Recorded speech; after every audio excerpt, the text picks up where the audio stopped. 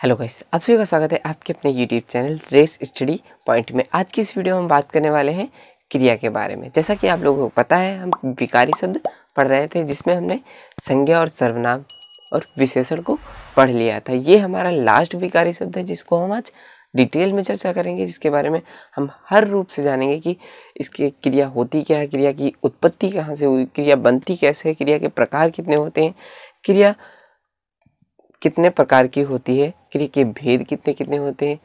ठीक है, रचना के आधार पर क्रिया के कितने भेद होते हैं और कर्म के आधार पर कितने क्रिया के कितने भेद होते हैं, इन सभी चीज़ों पर हम चर्चा करेंगे। तो चलिए वीडियो को स्टार्ट करते हैं। तो हमारे पास शब्द है क्रिया। क्रिया का अर्थ ही होता है काम।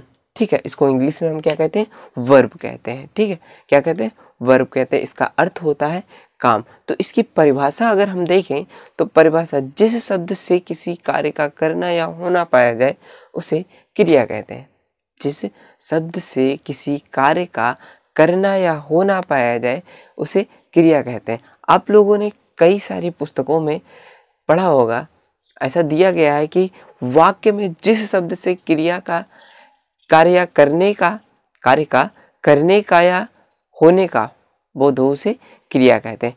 देखिए, अब हमने पढ़ा है, हम पढ़ क्या रहे हैं, हमने वर्ड पढ़ा। क्या पढ़ा? वर्ड। और फिर हमने स्टार्ट किया है शब्द। ठीक है, शब्द, वर्ड पढ़ लिया, शब्द पढ़ लिया। अभी तो हमने वाक्य पढ़ा ही नहीं, तो वाक्य की बात कहाँ से आ गई? पहली बात तो यहाँ पर वाक्य जो शब्द दिया गया है कि वाक्य में जिस शब्द से कार्य का करना या होना पाया जाए वह क्या हो जाएगी, हमारी क्रिया हो जाएगी। ये तो ठीक है, लेकिन यह भी ठीक है, शब्द में जिस शब्द से किसी कार्य का करना या होना पाया जाए उसे क्रिया कहते हैं। ये आपको एक बहुत अलग चीज़ मिली है। और आज की ये जो क्रिया की क्लास है, इसमें हम बहुत ही अलग तरीके से पढ़ेंगे क्रिया को, जो कि एकदम कंठस्थ हो जाएगी, आपको बहुत अच्छे से याद हो जाएगी। तो वीडियो में लास्ट तक बने रहिए। देखिए, तो क्रिया का अर्थ होता है काम, हमने परिभाषा देखा। अब क्रिया की उत्पत्ति कहाँ से हुई? तो क्रिया बनती कहाँ से? हिंदी से बनती है। हिंदी कहाँ से बनती है? संस्कृत से बनी हुई हमारी मूल भाषा जो कि है, और जिसे हिंदी की जननी भी कहा जाता है। तो हिंदी की जननी किसे कहा जाता है? संस्कृत को कहा जाता है, और यह हमारी मूल भाषा है। अब संस्कृत से हिंदी का विकास कैसे हुआ? देखिए, तो सबसे पहले हमारी भाषा संस्कृत, ठीक है, फिर उससे बनी पाली। कौन सी बनी? पाली भाषा। ठीक है, और उसके बाद बनी हमारी प्राकृत,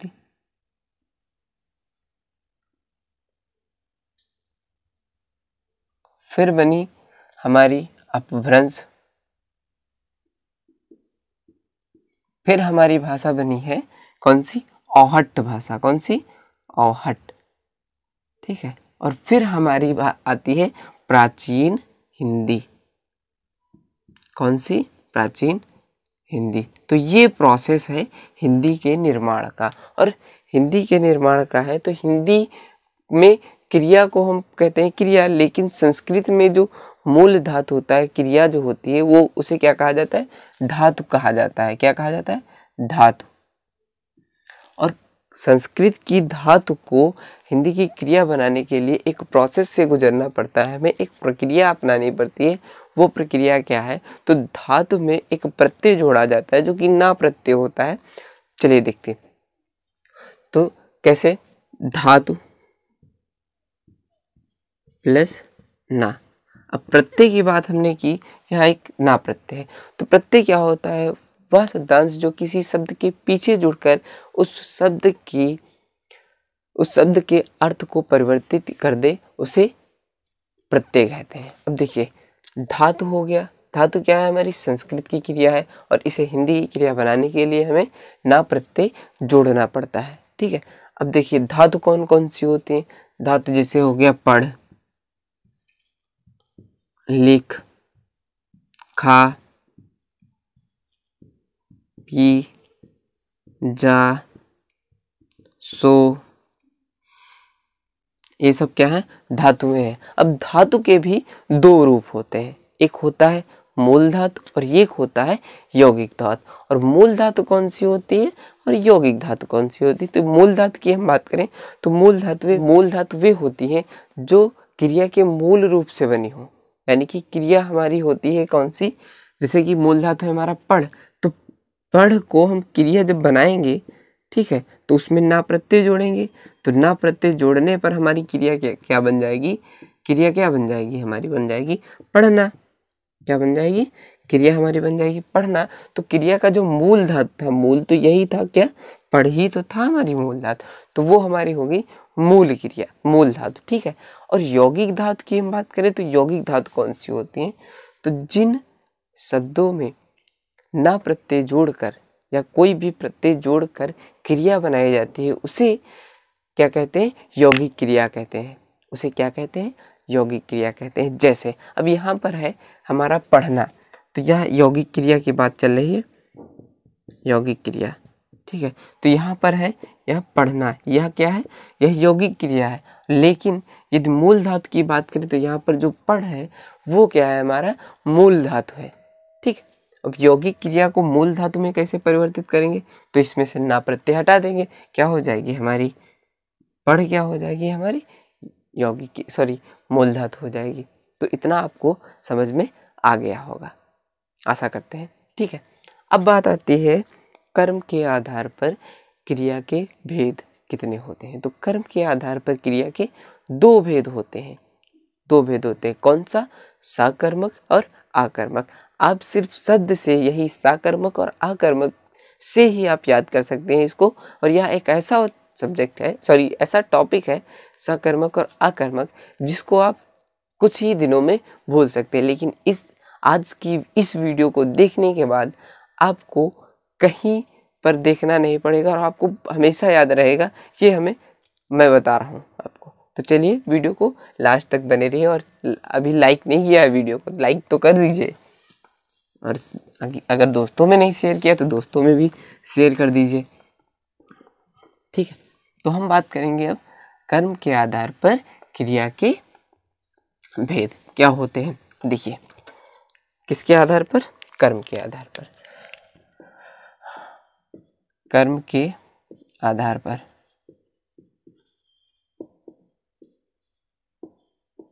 तो कर्म के आधार पर क्रिया के भेद हमने कितने बताए? दो बताए, साकर्मक और आकर्मक। साकर्मक कौन कौन? देखिए, साकर्मक, ठीक है, और अगला है आकर्मक। बस देखते जाइए कैसे आपको याद रखना है इसको, साकर्मक आकर्मक।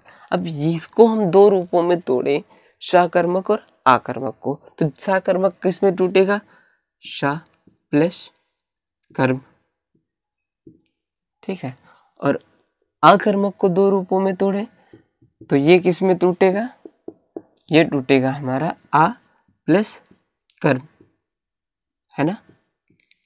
देखिए, साकर्मक में सा प्लस कर्म और अकर्मक में आ प्लस कर्म, ठीक है, आधन कर्म, ठीक है। अब सा का अर्थ क्या होता है? तो सा का अर्थ होता है सहित या साथ में। क्या होता है? सहित या साथ में, ठीक है। क्या होता है? सहित, सहित या साथ, सा का अर्थ होता है। और यहाँ पर हम आ की बात करें, आ का अर्थ क्या होता है? तो इससे यही पता चल रहा है, देखिए, सा कर्म, तो सा कर्म का मतलब कर्म के साथ, सा कर्म मतलब कर्म के साथ। और यहाँ पर आ कर्म है, तो आ का अर्थ हम जब प्रयोग करते हैं, आ उपसर्ग का प्रयोग जो करते हैं, यहाँ पर सा उपसर्ग प्रयोग किया गया है और यहाँ पर आ उपसर्ग प्रयोग किया गया है। अब हम सा उपसर्ग का प्रयोग तो हमने बता दिया, ठीक है। आ उपसर्ग का जब हम प्रयोग करते हैं उसको नकारात्मकता के लिए प्रयोग किया जाता है, जहाँ पर कोई चीज ना हो। जैसे कि यहाँ पर हो गया नहीं, इसका अर्थ हो जाएगा और रहित, ठीक है। क्या हो जाएगा? रहित। अब देखिए, यहाँ पर कर्म रहित या कर्म नहीं, तो इससे हम एक चीज ये याद रख सकते हैं कि जिस वाक्य में कर्म नहीं हो, ठीक है, उसे,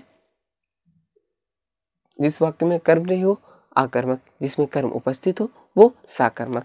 जिस क्रिया शब्द से कर्म पर प्रभाव पड़े वह साकर्मक।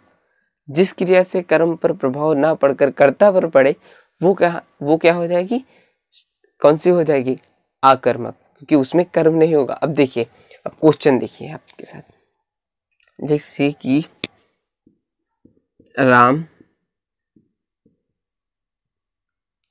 स्कूल जाता है, ठीक है। तो यहाँ पर क्रिया क्या है हमारी, क्रिया है हमारी जाना, ठीक है, जाता है, ठीक है। और यहाँ पर स्कूल क्या है, स्कूल है हमारा कर्म, और यहाँ पर राम क्या है, तो ये है हमारा कर्ता, ठीक है। वाक्य बनता किससे है, कर्ता कर्म और क्रिया से। तो यहाँ पर हमारा कर्ता कर्म और क्रिया, क्रिया है हमारा जाना। तो यहाँ पर जो क्रिया का प्रभाव पड़ेगा तो कर्म पर भी पड़ेगा और कर्ता पर भी पड़ेगा। और यदि कर्ता कर्म नहीं होता तो यहाँ पर कर्म नहीं होता तो क्रिया का प्रभाव किस पर पड़ता, कर्ता पर पड़ता। और कर्म उपस्थित है तो यहाँ पर क्रिया का प्रभाव किस पर पड़ेगा, किस पर पड़ेगा, कर्म पर पड़ेगा। तो कर्म पर जब क्रिया का प्रभाव पड़ रहा है तो हमारा क्या हो जाएगी, साकर्मक क्रिया हो जाएगी। कौन सी हो जाएगी, साकर्मक। और यहीं पर हम बात करें कि राम जाता है, यही वाक्य अगर हम ऐसे लिखें कि राम जाता है, ठीक है, जाता है, तो यहाँ पर जो जाता है, ठीक है, तो यहाँ पर जो ये है, यहाँ पर कर्म उपस्थित नहीं है, क्रिया का प्रभाव किस पर पड़ रहा है, वो पड़ रहा है राम पर, यानी कि कर्ता। राम क्या है, कर्ता है ना यहाँ पर, क्योंकि राम जा रहा है तो राम ही कर्ता हुआ। तो राम का जो क्रिया का प्रभाव पड़ रहा है वो किस पर पड़ रहा है, कर्ता पर पड़ रहा है। तो यहाँ पर क्या हो जाएगी हमारी, आकर्मक क्रिया हो जाएगी। आकर्मक क्रियाएं वे होती हैं जिनका प्रभाव, जिन क्रियाओं का प्रभाव कर्ता पर पड़ता है वो आकर्मक, जिनका प्रभाव कर्म पर पड़ता है वो साकर्मक। इतना आप लोग समझ गए होंगे। अब साकर्मक और आकर्मक के भेद देखते हैं। तो साकर्मक जो क्रिया होती है उसके भी दो भेद होते हैं, ठीक है। एक होता है द्विकर्मक क्रिया, एक होता है संयुक्त क्रिया। कौन कौन सी, एक होता है द्विकर्मक क्रिया और एक होती है संयुक्त क्रिया, जिसको एक कर्मक भी कहा जा सकता है, ठीक है। तो देखिए, संयुक्त क्रिया वे होती हैं जो दो या दो से अधिक धातुओं से मिलकर बनी होती हैं, वो क्या कहलाती है, संयुक्त क्रिया कहलाती है। दूसरी होती है द्विकर्मक क्रिया, कि कभी कभी ऐसा होता है किसी वाक्य में एक से अधिक कर्म उपस्थित हो, वहां पर क्या हो जाती है, द्विकर्मक क्रिया, ठीक है। अब द्विकर्मक क्रिया कहाँ पर होती है और संयुक्त क्रिया कहाँ पर होती है, देखिए, संयुक्त क्रिया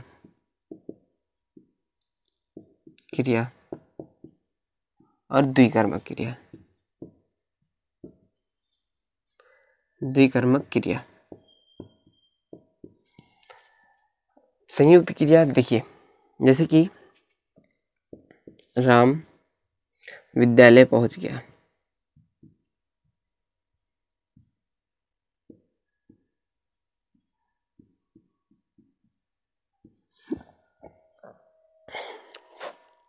तो पहुंचना और गया दो धातुएं हैं ना, पहुंच गया दो धातुओं से मिलकर बना है।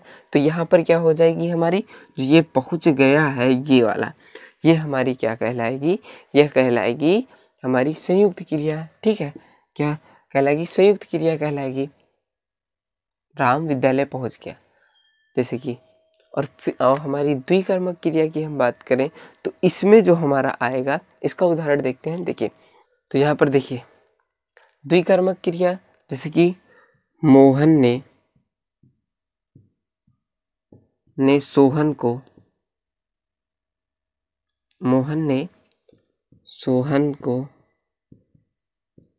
बांसुरी सिखा दी, बांसुरी सिखा दी।